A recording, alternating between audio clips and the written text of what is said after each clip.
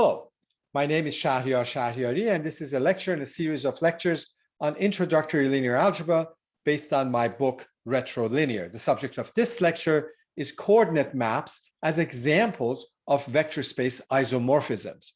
So before we start, I have had at least two other videos on isomorphisms, but let me remind you what an isomorphism is. So let's say we have two vector spaces over the same field F.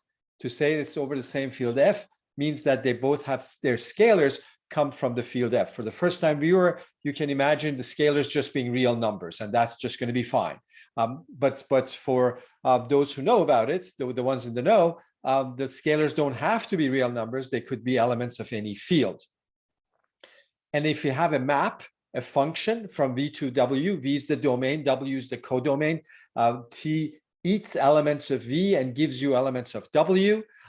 T is called an isomorphism, and to not have and whenever if there's any confusion, we will say isomorphism of vector spaces, because there are other algebraic objects, there's other mathematical objects that have isomorphisms as well. But in the linear algebra class, we're always talking about vector spaces, so we will not say isomorphism of vector spaces. Well, not every function is isomorphism. It is if it's a linear transformation. That means T of x plus y is T of x plus T of y, and T of alpha x is alpha T of x, where x and y are elements of the vector space, vectors, and alpha is any scalar.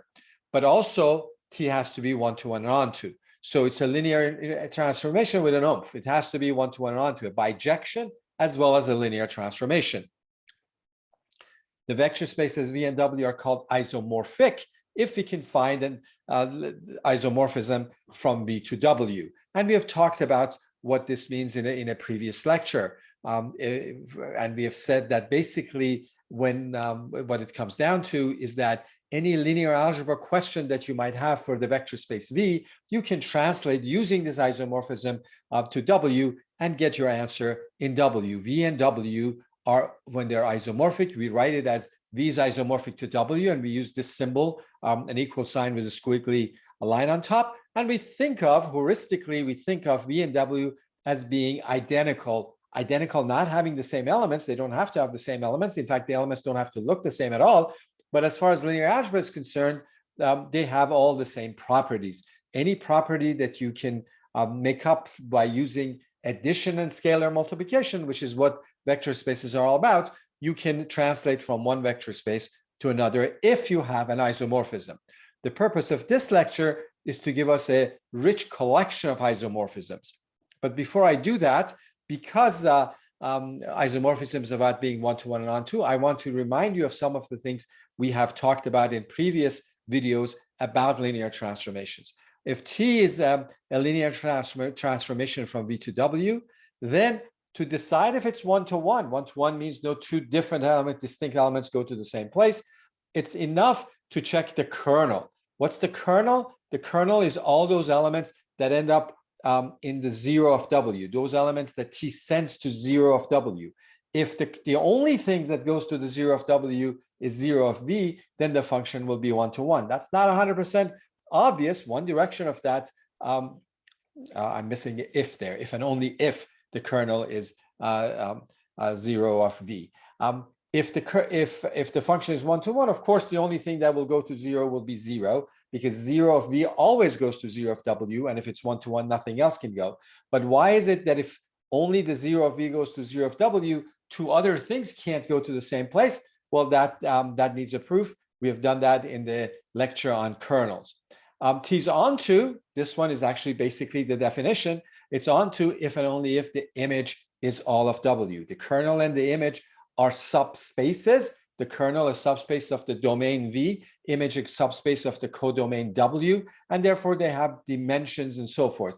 The dimension of the kernel is called the nullity. The dimension of the image is called the rank of T. And these two things, surprisingly, are very much related. Dimension of the kernel plus the dimension of the image is always the dimension of the domain. This is called the Rank-Nullity Theorem, because the dimension of the kernel is the nullity, dimension of the image is the rank. So this says that the nullity plus rank, or rank plus nullity, is always the dimension of the domain. And this was a theorem we proved. We had a whole lecture devoted to it. Now, one other fact that I want you to remember from way back when we were talking about vector spaces and linear independence and so forth and bases is that if you have a vector space and if you have a basis for it, so B is V1 through Vn is a basis, then if you pick some random element V, then well, what can you do? So I'm sitting in this vector space. I've got my favorite basis right here next to me, and this vector V walks through the door. Well, of course, I can write V as a linear combination of the basis vectors, because that one of the things that a basis is that spans the vector space. That means that every element of the vector space is a linear combination of the elements of the basis. So I can write V as a linear combination of them. But more than that, because this set of basis elements are linearly independent, this representation is unique. Because they span, because the basis spans V, you can write every element as a linear combination of the basis elements. But because the basis is linear independent, that representation is unique. Why is that? Well, if I could write V in two different ways as linear combinations of basis elements, so then I would have alpha 1 V1 plus alpha 2 V2 all the way till alpha n Vn equals beta 1 V1 plus beta 2 V2 all the way till beta n Vn. I could bring all of those to one side, and I would get a linear combination of V1 through Vn equal to 0. And the only way that can happen, because these guys are linearly independent, is if all those scalars are 0. That would mean alpha 1 minus beta 1, alpha 2 minus beta 2, all the way till alpha n minus beta n is 0. And that would mean that alpha 1 is equal to beta 1, alpha 2 is equal to beta 2. And after all, I wasn't able to write V in two different ways as a linear combination of the V's. This was all explained in detail in the video on bases and coordinates much earlier on. But the point is that when you have a basis, you can write every element uniquely as a linear combination of the elements of the basis. Okay, so now without further ado, let me introduce you the main character of this video, the coordinate map. So you start, what are the ingredients? You have a finite dimensional vector space, a vector space that has some kind of a finite basis. And you say, well, let's write down its basis. The basis is going to be V1 through Vn. There's one catch here, though. I want the basis to be ordered. So what do I mean by that? I mean that not only I want the basis, but I want to decide what order I'm going to write them. In this, to define the coordinate map, you have to have agreed upon an order for your basis. And I'm going to say that by saying it's an ordered basis. To be formally correct, I really should not write B as a set, because in a set, order does not matter. So a set that has 1 and 3 and 5 is the same as the set has 3, 1, and 5. Where you put them in the set does not matter. Whereas for an ordered basis, it does. So it would have been formally more correct if I used a different notation, like if I use parentheses or something to show that I have the sequence where the order of the elements matters. But that's just too much clutter. So I'm just going to write it as a set, but I'm going to tell you that it's an ordered basis. So you have a vector space. You have your favorite vector space. Now you have your basis, and you have a special order in mind for your basis. Now, again, if you have a vector walking through the door, vector V, you can write this V as a linear combination of these basis elements. And you use some scalars, alpha 1, alpha 2 through alpha n. You use some scalars for those. So put these scalars as a column vector. And this column vector, these alphas are real numbers. And so this column vector is going to be n real numbers and n tuple, an element of Rn. And we call that the coordinate of V with respect to the basis B, the coordinate vector of V with respect to B. To write the coordinate vector of V with respect to B, I have to have B and its order in place. So, and this bracket V in brackets with a B means I don't want the vector V, I want its coordinate vector, which is an element of Rn.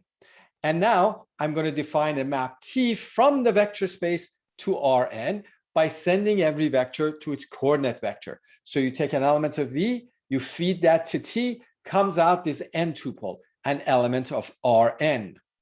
And T is called the coordinate map of V relative to B. So as soon as you have your vector space, and as soon as you have fixed your basis and its order, you have this function that takes you from V to Rn. It takes every vector and gives you a list of scalars.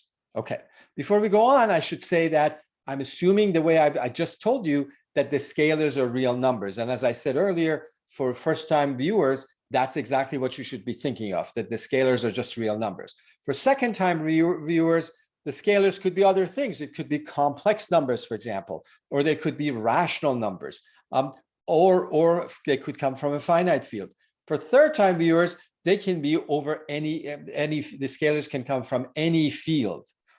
For example, rational functions, it could be a field. I mean, there's all kinds of fancy fields that you could use as scalars for your vector space. And you could have V as a vector space with those scalars. If you do that, then these scalars alpha 1 through alpha n are not real numbers, but they're from that field. And so I can't say that I'm mapping V into Rn, because what I'm getting is an element of Fn. Just like Rn is n tuples with real entries, Fn is an n tuple with entries from the field F. And my map T is not anymore from V to Rn, but it's from V to Fn. Now, but that worked just as well. And we'll have this coordinate map. So I'm going to give you an example of a coordinate map, and then we will prove that the coordinate maps are always isomorphisms. And so this is a rich collection of isomorphisms that allows us to find out what vector space is isomorphic to what. And actually, in the next video, we will see the consequences of that, which are far-reaching. Okay, so here's a V. V is made up of elements of R4. Not all elements of R4 are in V, but there's some 4 tuples. They're all 4 tuples. So elements that look like this: 4a plus c, 4a plus c, 7b plus c, 7b plus c. So a, b, and c are parameters. They're real numbers, and you can pick your favorite one: 1, 2, 3, 0, 5, 8, and you plug them in here, and whatever you can get in that way are elements of V. Now, so what about it? Well, we can find a spanning set for V, a set of vectors in V whose linear combinations are all of V. And if you do that, among other things, we know that V is a subspace then, because the span of a set of vectors is always a subspace. So I plugged in A equals 1 and B and C equals 0, and I got this element 4, 4, 0, 0 as one element in V. And then I put B equals 1 and A and C equals 0, and I get this other element of V. And finally, I put A and B 0 and C equals to 1, and I get a third element of V. And at least for starters, now I say that V is the span of these 3 vectors. Why? Because if I multiply the first vector by A, the second vector by scalar B, and the third vector by scalar C, and then add them, find that linear combination of these 3 elements, I get these typical elements of V. I get every element of V. So these elements are in V, and their linear combinations give us every element of V. So V is the span of these 3 vectors. Now, when I look at these, I see that, well, I don't actually need them all, because I see that the last one, for example, is 1/4 the first one plus 1/7 the second one. And because of that, I can throw it out because it's a linear combination of the ones before. So actually, the vector space spanned by those first 2 vectors. And also I can simplify it a little bit further. I don't need 4, 4, 0, 0. I can replace that with 1, 1, 0, 0. And instead of 0, 0, 7, 7, I can have 0, 0, 1, 1. So I get now that this set B, 1, 1, 0, 0, and 0, 0, 1, 1 is a basis for V. It spans, and it's linearly independent. You can get every element of V as a linear combination of those. If I have that basis, and if now I have fixed that order, I can talk about the coordinate map. So the coordinate map, so before I do that, I should say that this, by the way, says that V could be written much more succinctly, much more clearly as elements of the form alpha, alpha, beta, beta. Why is that? Well, because if I multiply the first element in the basis by alpha and the second one by beta and add them, this is what I get. Actually, if you looked at V originally and thought about it, you would have agreed that that's what the elements look like. You can have anything you want in the first coordinate, but then the second coordinate has to be the same as the first. The third one, you can also, by changing B, can make it anything you like. Doesn't matter what C was. And then the fourth one will have to be the same as that. So V is really alpha, alpha, beta, beta. Okay. Now, what is the coordinate map? The coordinate map goes from V to what? To some Rn. What Rn? R2 in this case. Why? Because the basis has, because the dimension of V is 2, because the basis for V has 2 elements.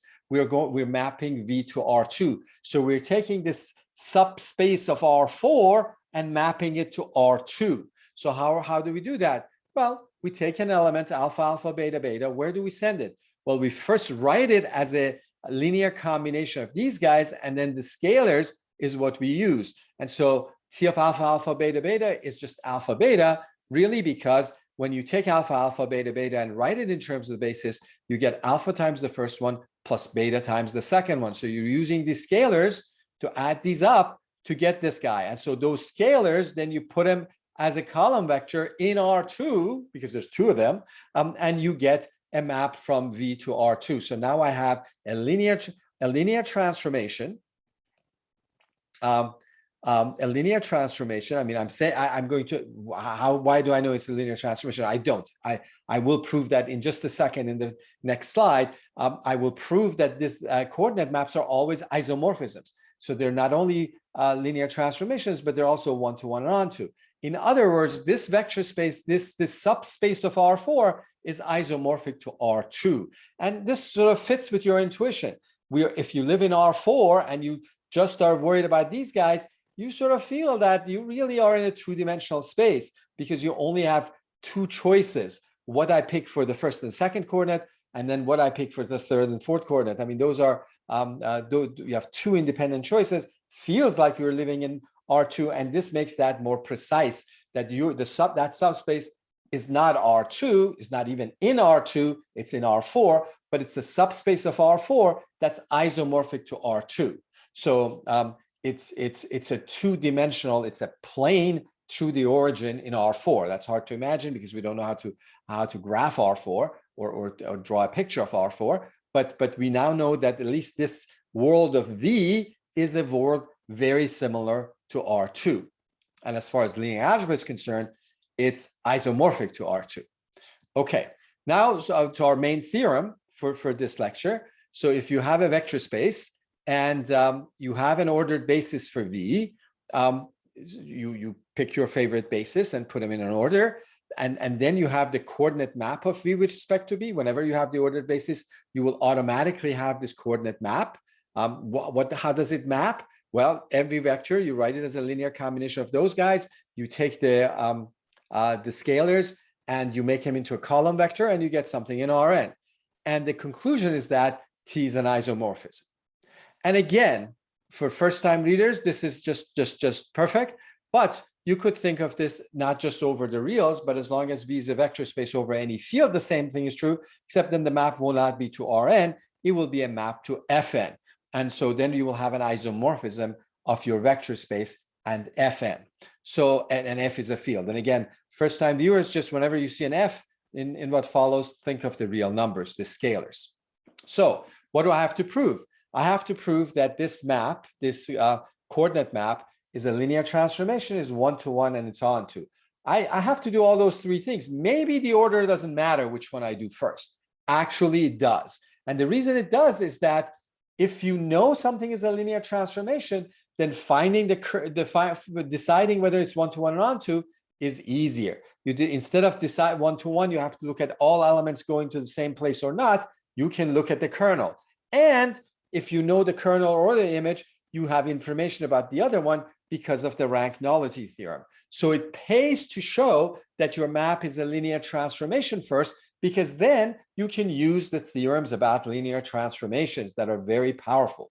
So the first thing I'm going to do is I'm going to show you that this coordinate map is linear. Now, what does that mean? That means you take 2 vectors in the domain, that's V, X and Y in V, and I have to show you that T of X plus Y is T of X plus T of Y, and T of alpha X is T alpha times T of X. I will do the addition and I will leave scalar multiplication to you. So let's open this up and see what is it that we need to prove. So T of X, what does the coordinate map do? Sends every vector to its coordinates with respect to that basis. So T of X is the coordinate of X with respect to B. What's T of Y? Well, it's the coordinate of Y with respect to B. And T of X plus Y is the coordinate of X plus Y with respect to B. So what I really want to show is that the coordinate of x plus y with respect to b is the coordinate of x with respect to b plus the coordinate of y with respect to b. And then if you think about it, this sort of makes sense, but we can write down a formal proof for it as well. So how do I find the coordinate of x with respect to b? Well, I have to write x in terms of b. So I do that, and I get these scalars alpha 1 through alpha n. I need to do the same thing for y. So write y as a linear combination of that basis elements in that same order. Remember, this is an ordered basis. The order is fixed. And so I get y equals beta 1 v1 plus beta 2 v2 all the way till beta n vn. And then having that, and then x plus y is not automatically, I know how to write them in terms of v1 through vn, because x plus y is the sum of those. So I add them and I get alpha 1 plus beta 1 v1 plus alpha 2 plus beta 2 v2 all the way till alpha n plus beta n vn. Okay, but then what about those coordinates? Well, the coordinate of x with respect to b is the coefficients that I use, the scalars that I use, alpha 1 through alpha n. And the same with the coordinate of y with respect to the basis b is beta 1 through beta n.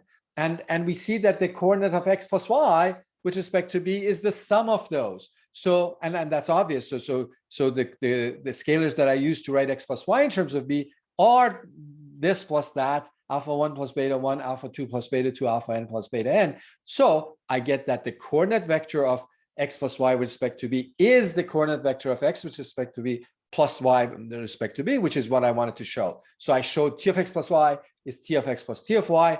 Scalar multiplication is similar. And now I've shown you that the coordinate map is always a linear transformation.